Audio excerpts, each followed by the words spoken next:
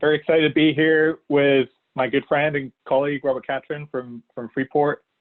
We go back quite a long way till when we started building data science team with WFT and Freeport a few years ago, and they've continued to go to strength to strength. So great to have you here, Robert. Yeah, thanks, Jamie. It's exciting to be here. It's been a long journey together, and it'll be fun to talk a little bit about it and share our successes and our failures. Yeah, absolutely. Those are often some of the funner times, and certainly some of the most enlightening times. Yeah. And we keep moving on there. So, on the subject of timing, right? You're working in a 100-year-old organization in a 10,000-year-old industry. How do you go about building a team that really starts to leverage innovation and build this kind of world-class next generation data science capability? Yeah, that's a great question. I think, first and foremost, I think Freeport's well positioned because we have such a culture of innovation, continuous improvement, and that really becomes kind of that breeding ground, right, for something like data science and AI to come in and really make an impact. That said, we've got a lot of really smart people, and generally, there can be a lot of skeptics around new technologies and new approaches, new processes.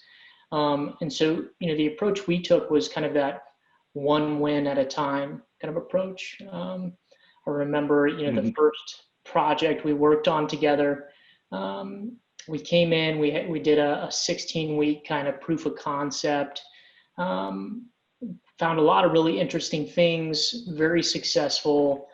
We came and we brought it to senior leadership, and everybody's like, "Wow, this is great stuff. Let's continue." And the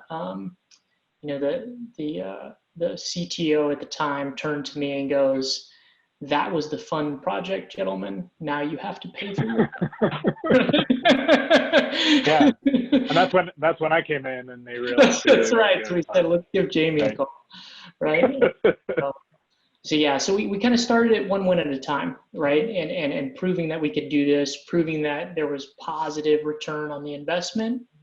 And that was how it went for a couple of years. And then, suddenly everybody kind of woke up. And I think the next critical step is knowing from when you've kind of proven the value to, okay, let's make a big bet. Like, let's fundamentally change the way we do our business, with analytics and data science being a strategic part of it. And that's kind of where we're at now, where we've made that big bet.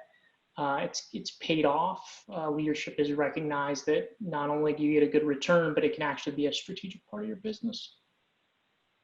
Yeah.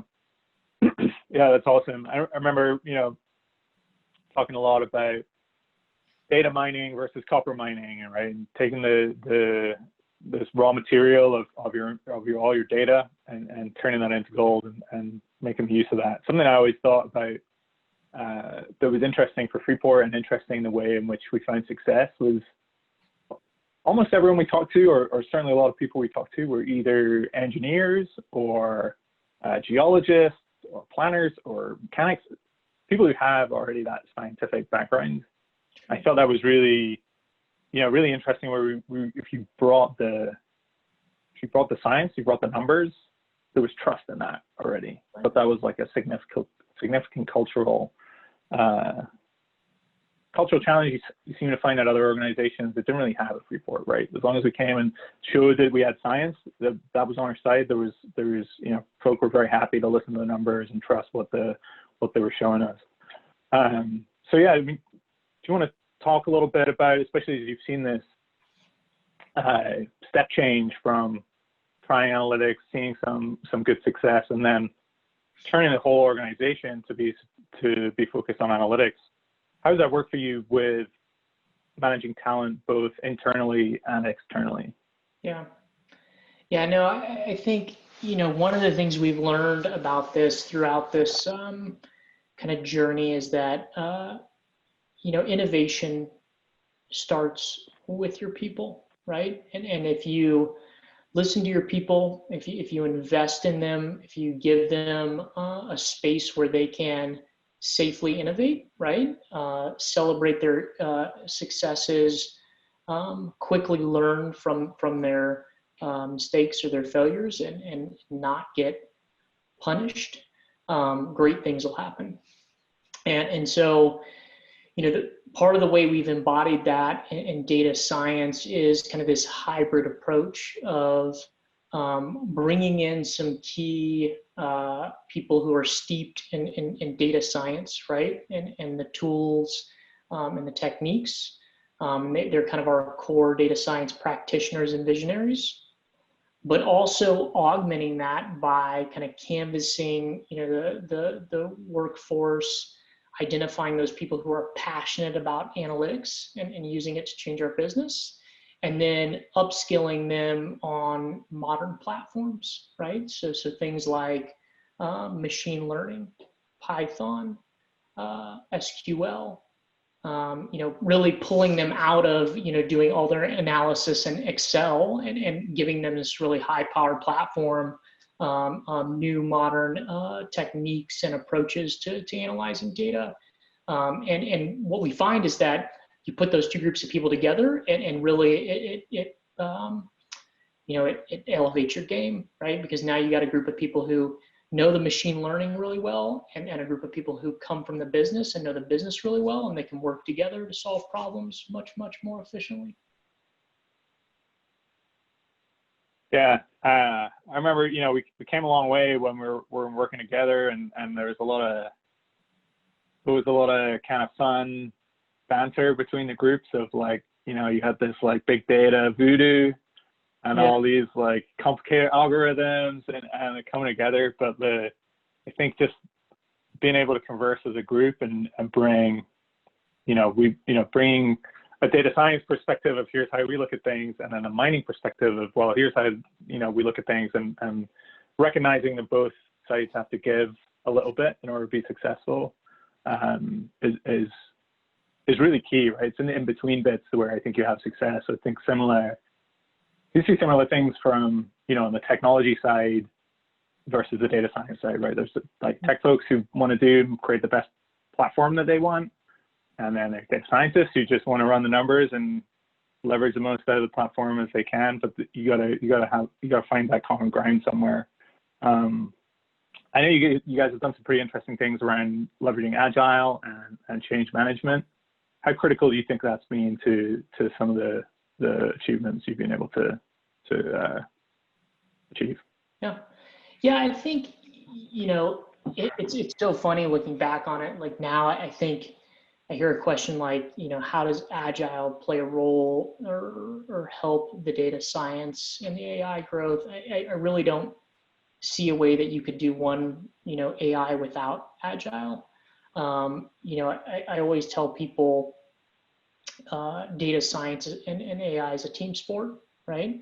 You can't have your data scientist in a dark room, sliding pizza under the door, right? And candy canes and unicorns pop out, a couple months later, and all beautiful insights right. are at your feet. And so agile really becomes this framework for taking a cross-functional group of people together, kind of throwing them in the pot, giving them a business problem, allowing them to focus on it and iterate on it very, very quickly. And in a framework for kind of sifting through the noise, right? And focusing on value and delivering it.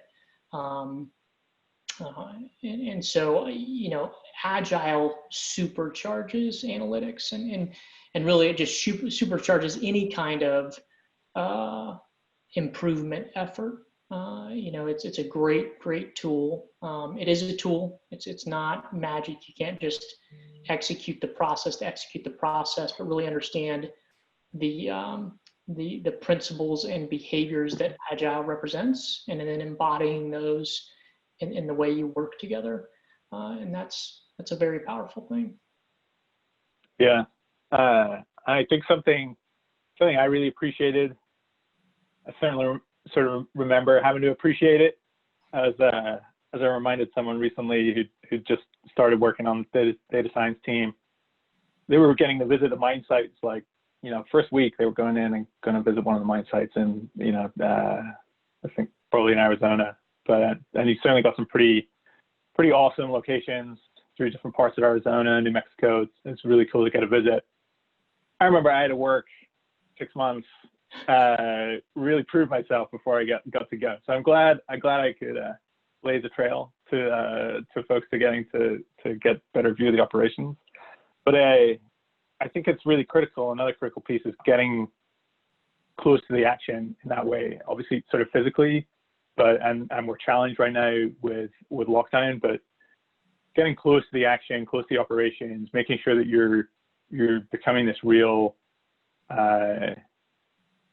advocate for the boots on the ground operations that are doing things. You actually understand, right? These are not ones and zeros coming out of a random machine. This is a living, breathing, the whole mine site works together. The truck's a certain part of it. You can see like the orchestra of the whole operation is really cool. So I'm glad to see that you've kind of ramped that up a little bit more, and you're bringing more, bringing the data scientists closer to the action, as it were. I think that's really critical.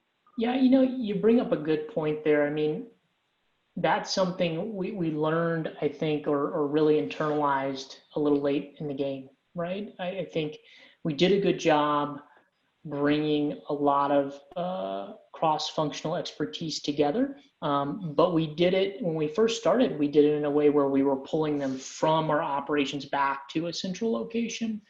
And what we actually learned a couple of years into is that if you actually take those people and you push them out to the operation where the work is, the quality of the product that you build at the end, the amount of user acceptance that you get is so much better, right? And so it's actually been a big challenge during COVID, right? Maintaining the type of velocity and connection to the operations that we achieved when we started flowing people to the work, flowing people to the edge, where the magic happens, where the copper's made. And so we're excited for the day when we can get back out there and have boots on the ground. Yeah, I bet. So what are some of the cool things you've done this year? Like some of the really interesting piece of analytic or data science? I know you guys are having pretty busy, so interested to hear about what are some of the cool things, cool innovations you've come up with. Yeah, it's been an amazing year. I mean, even through COVID, I feel like we've accomplished an amazing amount of work, and really started to push the edge on a couple of new things. One of them, we've been working on a tool for several years called Haul Truck Operator Scorecard, and it uses hundreds of sensors coming off of our haul trucks, geospatial information, and just a huge amount of analytics to actually measure all the things that go into our haul truck efficiency as it's traveling or doing its work, at a very, very detailed level, at the 1 second level. So every second as that truck's driving down the road, I can tell you what's the health of the road. Is there a truck in front of this truck slowing it down? Is there weather? How's that operator operating that piece of equipment? Are there skills that we need to invest in that operator? Is the truck mechanically performant, right? Is it producing the amount of horsepower it should? So very, very complex solution. We've been rolling it out over this year in a virtual setting. It's been very, very successful.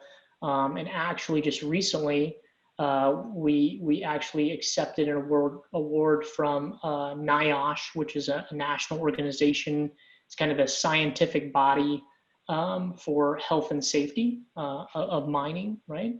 And so we got the 2020 Technical Innovation Award in the mining sector for all the work we did around identifying when operators maybe were pushing the envelope a little too much, right? And had some opportunities to better follow our standard operating procedures. So we could in real time notify that operator that, hey, maybe you want to back off the throttle a little bit. You might be putting yourself in an unsafe situation, or things like that. Maybe when they're dumping the material out, they're rocking the load, and again, putting themselves in a situation that could put them at harm. And so we're really excited about that. Really, really proud of that achievement. I think anytime you can use technology to better someone's, not only their performance on their job, but get them home at night in the same condition they came to work in is a pretty huge thing, right? And we're really, really proud. Yeah, of that's awesome.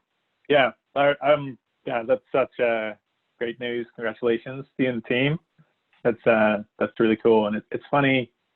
I mean, it's just really, it's great to see that AI data science can have sort of implications that aren't just the bottom line, right? Like understanding a little bit more about safety and how to do our jobs better and is really important. And I know it's top priority for Freeport, something we talked about a lot, and that's kind of like proof point of just how serious it's taken that you're using like latest and greatest technologies to go after it.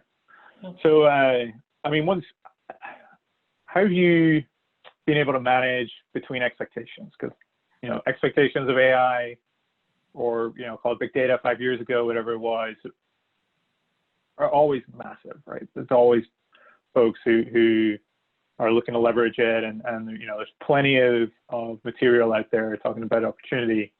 How do you manage that with leadership to make sure that Freeport is achieving incredible success, and it is amazing? You can still do that with AI and somehow like not live up to the hype, which just means like that the hype is way overhyped and unrealistic. As you have this award-winning, huge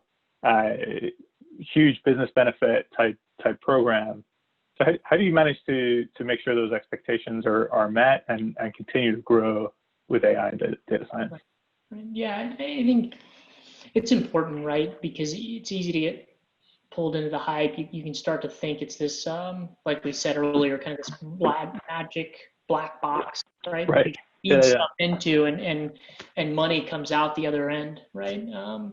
Or business insights come out the other end. I think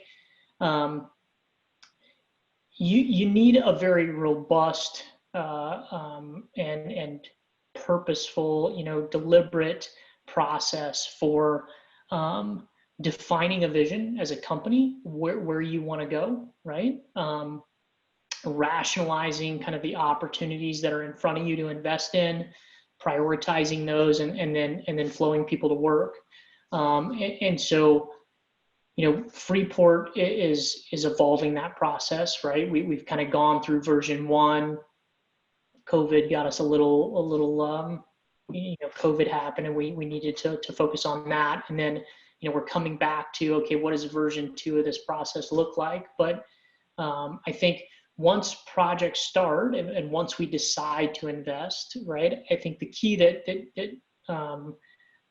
thing I've used very, very tactically is frequent feedback loops, right? So what we focus on is pulling our stakeholders in and making them part of the learning journey, right? So that as we're finding things out about our business or maybe failing fast, they understand exactly where we are. And then, from leadership's perspective, they're not writing a blank check, right? They're making incremental investments. And so, we usually, they'll say, okay, I want to invest in this idea. Let's come back in 8 or 12 weeks, let's come back together and see where we are and make sure that this still makes sense, right? So kind of, again, that willingness to invest, but also understanding the willingness to fail fast, right? And say, listen, this investment or this opportunity or idea wasn't quite what we thought it was going to be. Let's put it back on the shelf and go focus somewhere else right now. Does that make, is that kind of what you're asking there? Yeah. Yeah.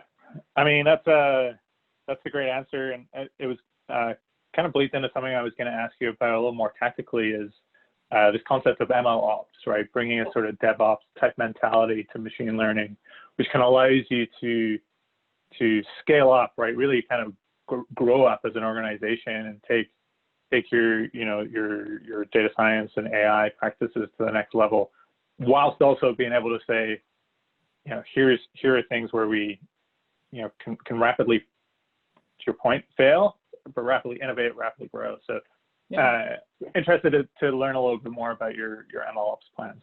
Yeah. Well, I'm also interested to learn more about MLOps. I think it's something where the industry as a whole, I think, is at a point where we're trying to figure it out, and there's no right way to do it right now, I don't think. You know, I think your comment on how do you do it at scale is really the key thing and the problem at least we, and I think a lot of people are struggling with. You know, it's easy to kind of look at different work streams and investments and where you're at when you're small, right? Or you've got a few wins on the table, you're in the first couple of years of this. You know, now that we're closing in on, you know, a decade of doing this work, the amount of models you've got running, where they're at from a health perspective, where different experiments stand, right? And kind of what we call our champion boards, right? When we're developing new things, that becomes more, you know, resource intensive. And so the challenge in front of us is how do we use frameworks to collect that information and expose it in a very automated way. One of the areas, we're a big a Databricks user. And you know, Databricks, one of the frameworks they put forward is kind of this ML flow framework. And so we're looking at that and how we can leverage that framework to collect kind of model artifacts and create these this tracking system where we can not only look at productionalized models and how they're performing and when we need to reinvest in those, but also kind of managing that development life cycle of, you know, what's our champion board, right? If we're on this problem, we got 2 or 3 data scientists kind of trying out different experiments, what ones are working, what ones aren't, and how do we push those forward? And so I think standardization and automation of that process. I don't know if I lost that. ROADs. I'll learn how to say it first, and then we'll work on it. Yeah, is key there, right? It's key. So yeah, I've been having a big problem with interoperability recently on a project we're doing, which again, pretty important part of it. It's exciting stuff. I think MLOps is still a little bit in its infancy, but the idea, seeing the success folks have had at DevOps on the dev side, and there's opportunity there as these models and practices and capabilities mature. I think it's a lot of opportunity there. So it's key. Key to scale. So just quickly, what's next? What's your, you've achieved a lot of great stuff. What's next for you guys? Everything is next. We're going to take over the world. I think I am really excited. We've been doing a lot of work recently in video analytics and pushing models, back to that ML ops. Like how do we train, pull the images back to the cloud, train a model, and then push a model back down to an edge, a smart device on the edge in a very automated way. And I'm really excited about that. We recently have completed kind of our first video analytics solution. It's deployed down to a smart device in one of our operations. It looks at a big primary crusher. It's basically this huge device that makes big rocks into small rocks. And as you can imagine, all kinds of material comes in there and it can jam up. And so this video analytic actually detects that jam and will notify the operator so that they can keep another truck from dumping material onto that jam and making it worse. And so we're really excited about that, and the entire company's excited. I'm getting calls, every other day from operations saying, "Hey, I saw that cool thing you guys did. Can you hook us up with some video analytics?" So really excited there. I think there's a lot of really cool applications in video. Awesome. Yeah. Looking forward to seeing more from that and seeing what's beyond that too. So I think we're about time.